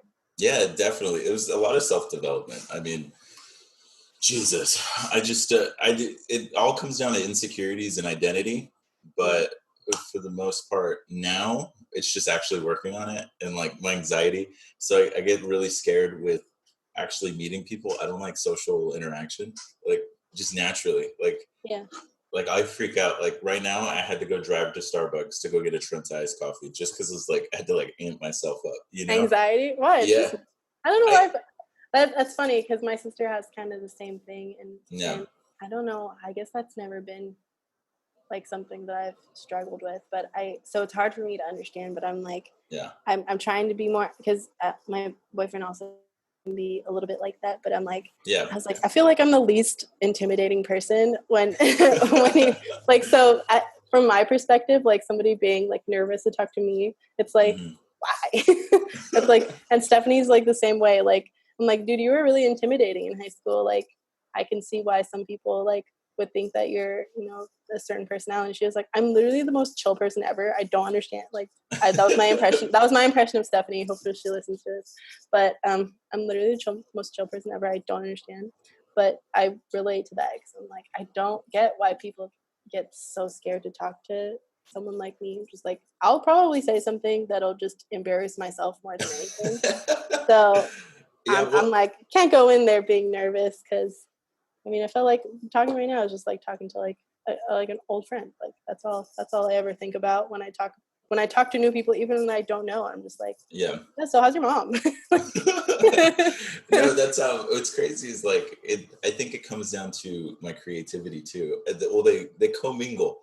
So my anxiety and my creativity, because I make these delusional paranoias of like the reason I get nervous is because I'll be like, oh my god, what if she's mad? What if she doesn't want to talk to me? Like, and it builds these things up, and then you're like, No, not at all. I was excited. Like I said in my email, I'm always down to talk animation with anybody. I feel like it's something that not a lot of people know too much about unless you're working in it, and it's ridiculously small. Like it's a ridiculously small industry. Like because I just got into illustration, and now I'm slowly learning about animation. Yeah, I haven't taken any courses or learned anything about it yet. But what are you using for your illustration? Mainly Procreate. Procreate. So that's what I do. I'll send you an email with some of the artists that I know that use Procreate. Okay. A couple of them I've worked with. But they're getting more into Procreate. And then Photoshop is like another one that I know a lot of designers, artists use. They're designing a lot in Photoshop. And all I know is that Photoshop files can be kind of meaty files for me. So I'm just like, how are you guys designing? I didn't know that you could do this in Photoshop. But it's wild. And obviously it's more animation programs. But I know Procreate's pretty popular, and especially like iPad and stuff. Like, it's like the industry standard now. Well, like for illustration specifically, like everybody has like an iPad. It's crazy. Yeah, I have one, but it's broken. But I'm like, it's a good thing I'm not an artist because that would probably really suck. But hey, you never know. Sometimes I joke with my production people. I was like, we need somebody. We need somebody to do these like 2-minute animation things, and I mean, guys, it's gonna take me a minute to learn, but I can do it. It's gonna take me, if you guys want to pay for some animation school, but I'll do it for you. That's definitely the mentality you need. But I was like, at this point, quarantine, like I've learned how to do so many things, like self-taught, just because I'm bored. So I was like, hey, let's just animate. Let's just learn how to draw. Like, why not? Same thing I've been doing. I've been trying to learn Blender, so I want to do Blender. Oh gosh, some of my art directors and stuff, it's a brand new programs. It's funny to watch people who've been animating professionally, like drawing and artists for years, and it's like, this is a new program. They're like, so I'm taking Blender classes, and I'm like, but it's insane. It's like a crazy program. Like, that's awesome. But I'm excited for you. That sounds like fun. Like Blender in general sounds really cool, and I think it's gonna change the industry again. Like CG wise, like that shit's insane. Yeah, I mean, Lion King blew my mind. Everyone's like, "Oh, that movie was terrible." I'm like, "That's not the point of this movie." I was like, "It's the animation." Yeah, there was some things. Yeah, exactly. There's some things about that movie that I was just like, "What?" I think Jon Favreau was like, "There's one shot in that movie that's actual real live action shot." I think it was an interview that he said that, either on the radio or something. But he's like, "There's one shot in there that was not CG." And it's the very opening shot with the sun coming up. That's the only one that's not CG in that whole movie. But I'm like, it blended so well. And I was like, wait, what? He's like, yeah. When I tell people that, they're trying to figure out which one it is. And I was like, I mean, way to go. Put it in the very first shot, make it not CG to fool everyone. But yeah, it's crazy how realistic a lot of that stuff. But the ones that always get me, even in like older like animation, I'm freaking Toy Story 4 was insane, the amount of detail. But also like what gets me is like the hairs, like the fur hairs. Yes. And I'm like, and I was like, I'm looking at my cat and the fan is blowing on him, and I'm just like, how did they get that so accurate? Like, it blows my mind. That's some what people I always look at. Yeah. Way more deserving of Oscars and way more talented than I could ever hope to be. But it's like, you know, it blows my mind the amount of detail that goes into the CG stuff and even 2D animation sometimes. And like, I was like, whoa. Like before, you know, I was watching SpongeBob. Yeah. I'm still watching, but I was watching it right before this. And it's one of my favorite things to watch animated wise, like because of the nostalgia factor and also just because of the creativity and the jokes. But yeah. But there's like so many instances in SpongeBob where they change styles and they change like the look of the animation. And I never noticed it before, obviously, without working in it. I wouldn't even know what to look for. So, but like there's like those where they, I don't know, cut.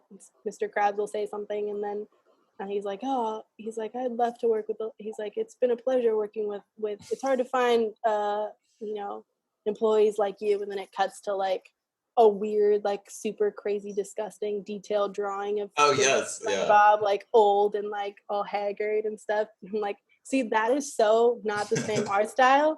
But like as a kid watching this, so you don't pay attention to that, but I'm like, oh my god, it's so funny because it's like it looks completely different, but to have them be the same characters, it's almost like a fan fiction, like it's almost like a fan rendition of like this cartoon that they just cut in, but that's always super fun to see. But that's interesting. Do you watch, does his working in animation ruined animation for you or just made it better? I wouldn't say ruined. That's what. And when I was in school, when I was at SCSU, my screenwriting professor was like, once you've done screenwriting classes, like nobody's ever going to want to. He was my screenwriting professor, and he also taught, what was it? Golden Age of Television class or something like that. Like something like history of film, TV or whatever. Yeah. And so it was, he was like, once you take my screenwriting class and you do the other class in conjunction, people will never want to watch TV or cartoons with you or what have you. They'll never want to watch film or TV with you ever again because you're going to ruin it. You're going to guess every story structure, especially like for sitcom. Oh, history of sitcom television. That's the class. Yeah. You know, you're gonna know when the 3 laughs are coming. You're gonna know all the structures and everything that goes into it. And it's just not going to be the same for you. And I was like, eh. And then now I'm like, oh, shit, he's right. I was like, I'll watch a movie with my sister. I'll watch a movie with my boyfriend or something.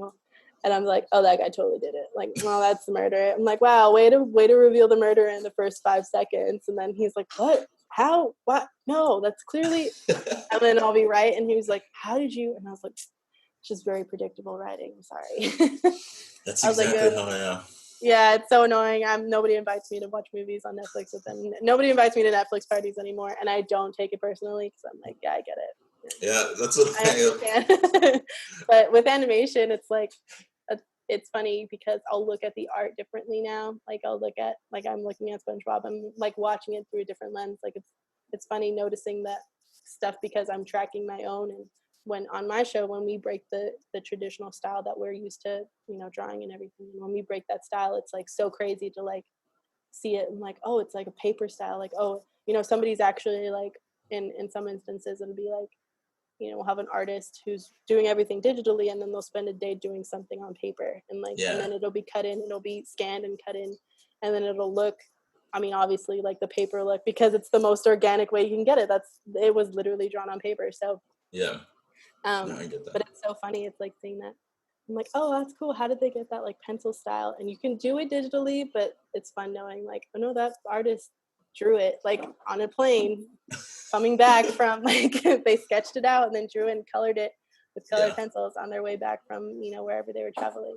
No, that's like what I love looking back at, like animation. Now that I know how to illustrate, like I love looking at like Miyazaki films, like Studio Ghibli. I'm like, those are beautiful watercolors in the back. I'm like, it's insane. Or like Billie Eilish, the My Future, the music video. We were talking about it on one of our happy hours at work, and I was like, just blows my mind, those backgrounds, guys, like those beautiful backgrounds. And they're like, yeah, that's probably my favorite part. The song was good too. Like nobody talks about the song, but everybody's talking about all the art that went into it.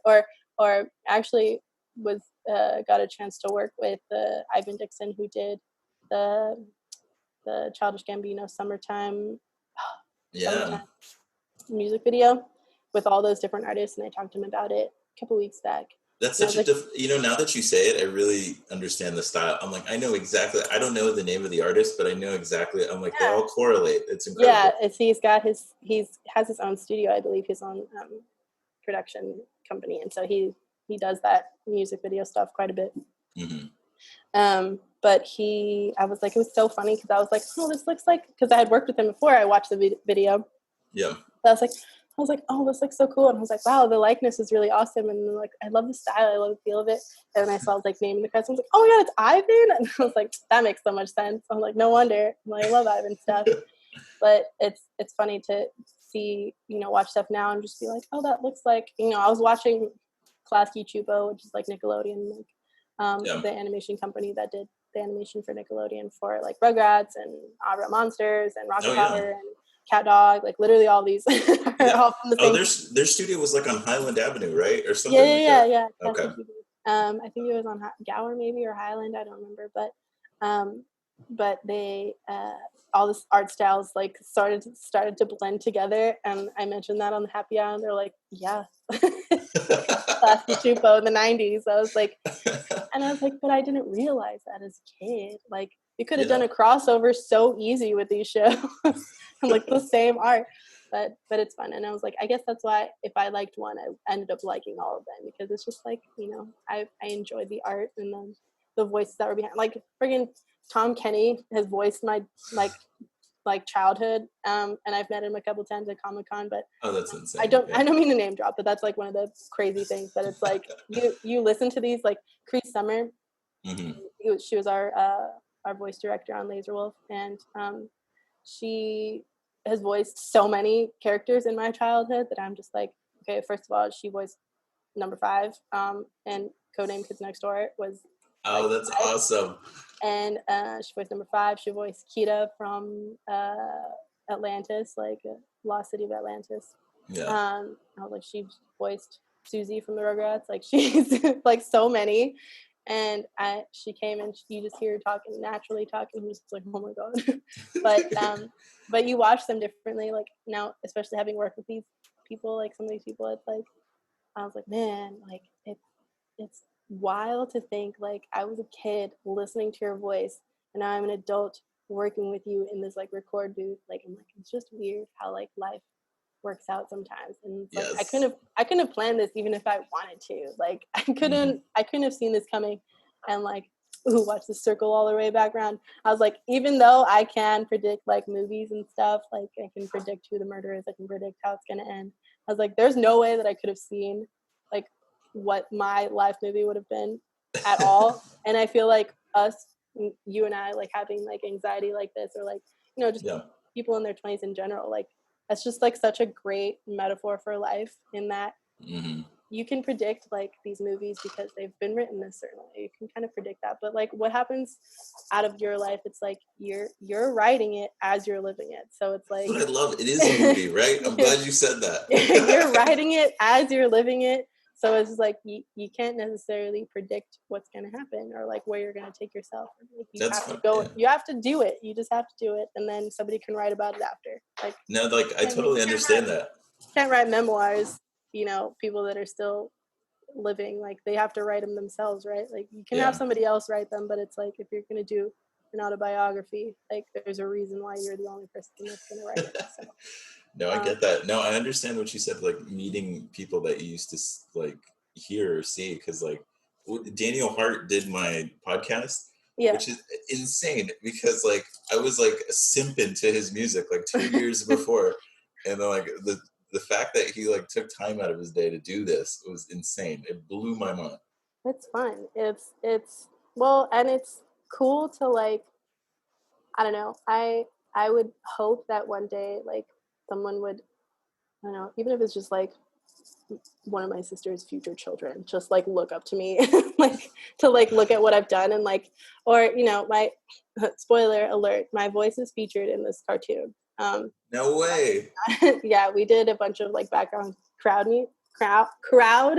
wallet, like you know, recording, just singing, screaming, or what have you. So I am a voice actor. No, I'm just kidding. I am in this cartoon, saying some weird, stupid stuff in the background. But you know, like that's how some people will remember like the My Leg guy from from SpongeBob. Like I'm actually actively looking for it now that I'm rewatching it. But I would hope that one day that I would do something cool enough to where people like will be a fan of it and like want to talk about it. And so That's like cool. I think that, you know, I it's shocking to me, but also not shocking to me that somebody that you admire would want to be on your podcast, because that's just what it comes back to. Is just like somebody, I did something that's cool enough that somebody liked and just wants to talk to me about it, or just talk to me in general. Like I feel like that's cool. But that's pretty much the level of celebrity I would ever want. Like little kid, like being a fan of whatever that I did, and then because like it's weird if it's more like, it's weird, especially living when I was in Santa Monica. I would see like paparazzi and stuff sometimes, like those guys are terrible. surrounding a car, and I'm just like, just leave them. They're just literally trying to get Starbucks. Like just leave them alone. Like this is harassment. But you know, but like settings like this where it's like an interview or like, you know, podcast or something, like you're just having a genuine conversation with somebody who enjoys your work or wants to know more from you, like that's fun. And so I think you know, I want more of that for you. And I also hope one day I'm welcomed back and this is like a crazy big podcast where I'm just a little guy now. I hope so. Oh, not you being the little guy. Are you kidding me? No, it's okay. You can be honest. No, it's like I had to set myself straight why I wanted to do this. I was like, I kind of want to just find myself in self-development, but I also want like people to hear, because I like you said, like you kind of related to something. I kind of like that aspect more than anything. Yeah, I was like, oh, we're all the same. That's awesome. You can grasp people even when you're not even trying to. That was kind of the point that I was trying to make there. Like, you were just venting, and what you're saying in this podcast is just kind of like a way for you to like feel better. There you go. Exactly. tied in the name of your podcast. You're welcome. Oh, thank you. A way for you to feel better, and it's like I do. It's almost ironic, because it's like, oh, I feel better listening to you talk about things that I've also myself have done. Like mine wasn't pad thai though. Mine was pizza. Like I got all the stuff to make my own pizza dough and everything, and I just never happened. Yeah, I went to the store. I didn't even buy it. I was like, I didn't even buy the supplies. I was like, I don't want to do this. Yeah, no. I at least made it to the store, but I unlike you, I enjoy grocery shopping. Like it's like such a pleasure for me, especially Trader Joe's. Shout out Trader Joe's. Want to sponsor me? No, I'm just kidding. I feel like my life is sponsored by Trader Joe's sometimes, just because that's incredible. Everything I eat is from Trader Joe's. I love their Oreos. Those are my favorite. The JoJo's. JoJo's, that's what they're called. Yeah. I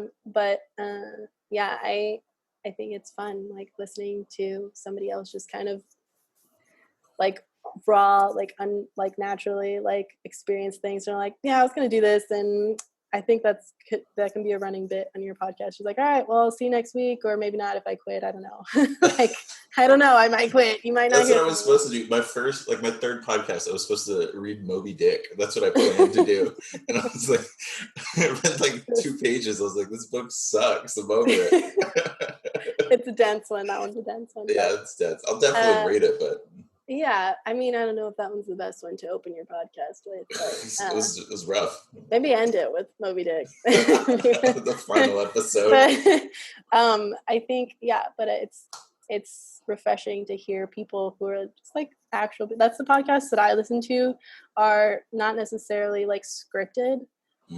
They're loosely scripted, like they have what they want to talk about. But my favorite podcasts are always the ones that I listen to. The Basement Yard. I don't know if you listen to them, but they it's just a couple guys from New York who just shoot the shit like with each other, and they talk about the stupidest stuff. And it's funny because it reminds me of like talks that I'd have with like my friends from high school, like Joseph and Wyatt and all of them, like talking with them and just talking about the stupidest, even Liam sometimes, just talking about the stupidest things. And that's what it reminds me of. They're grown-ass adults, but they're talking about like, you think dogs can actually sense when somebody's afraid of them, like that they get into.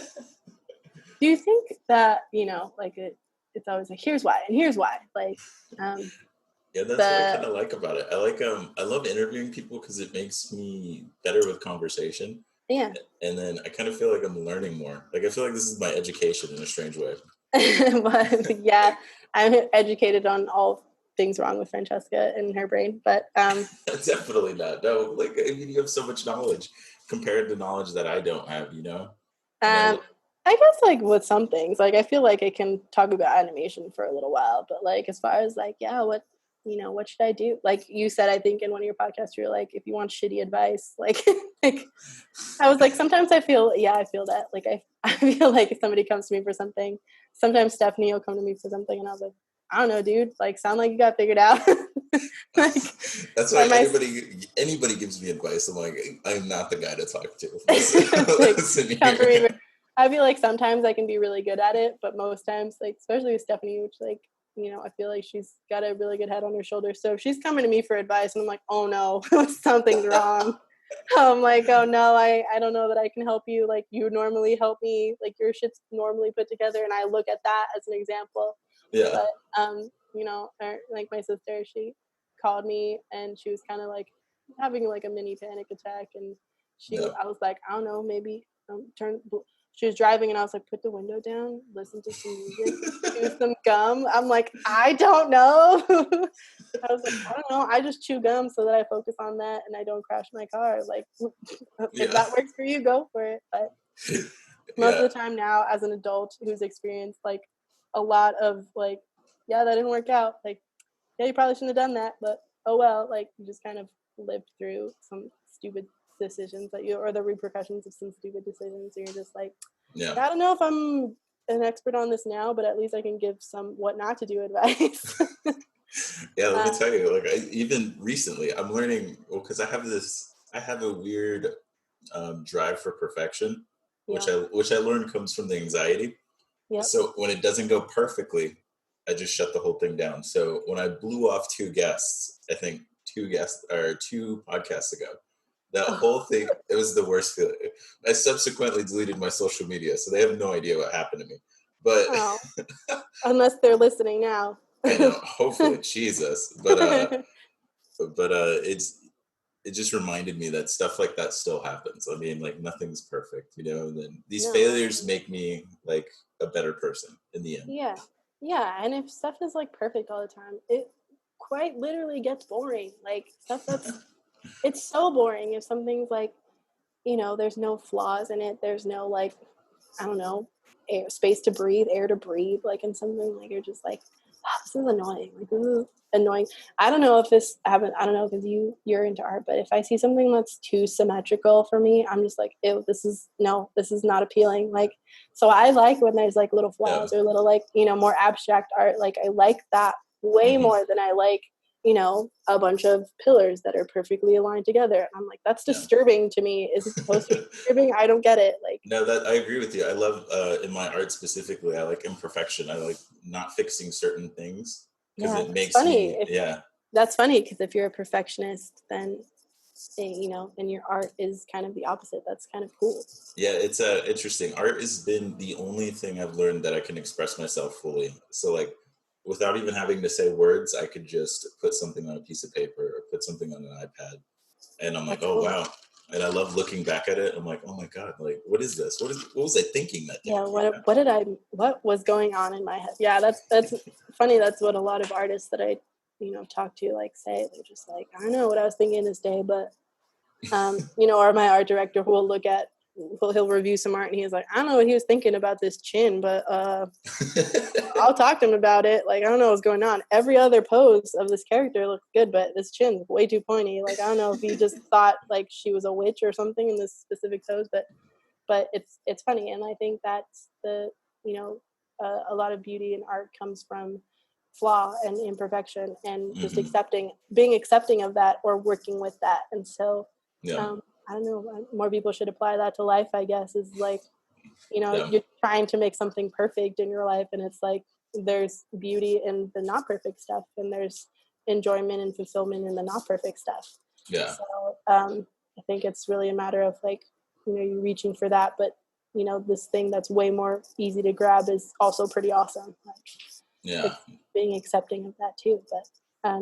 But I, again, like this podcast, I'm not going to lie to you, it goes off the rails sometimes, but those are my favorite kinds of podcasts, is when it's just like raw and organic, and I'm gonna maybe blame my ADHD, but I'm just like, this is so much more fun to me than or fun to listen to or fun to be on when it's just like two people just talking like about whatever pops into their head. And so exactly, that's what I like. That's what I love. Like.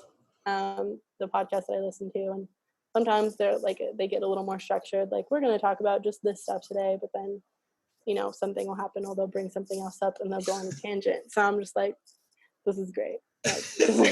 Like I'll listen to a podcast. Also was one of the same creators on it. Yeah. And they talk about TV, movies, and video games and music, and so it'll happen a lot where they'll start talking about something. And then they're like, this is a show about TV, by the way. Like, just to remind everyone, like, this is a show about music, by the way. It's a show about video games, by the way. Yeah. Yes, but it's related.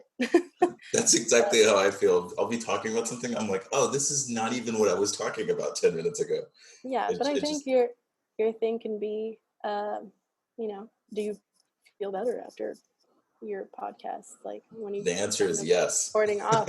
So that's the point, right? That's why you just want to feel better. So if it just means talking about absolutely nothing into a mic to people, then I'm glad that works, because like, seems people enjoy it. I'll say that right now. Like, I at least enjoy what I've listened to so far. So that's good. And I don't want to hold you too long because we've already talked. I just looked at the time right now. Yeah, my mom texted me. She's FaceTimed me, or she tried to FaceTime me, and I hung up, and she was like, I'm at your grandma's. It's like, I'm trying to FaceTime you. But it was nice talking to you. Yeah. I hope we do this again. We're definitely going to do this again, if you don't mind. Of course. Yeah, anytime. Okay. That's perfect. Right, we'll probably wrap it up. Okay, see ya. That is the end of the podcast. Thank you for listening. Thank you to Francesca. I can't believe we're on episode 14. That's crazy. If you want to be on the show, if you want to talk to me, if you want me to talk about something, email me at IWTFB podcast. That's the whole word, podcast, @gmail.com. I hope you guys have a great weekend. Currently listening to, if you needed to know, the song For Sure by Future Islands. That is what I am jamming to right now. But other than that, I hope you have a great week, and let's feel better.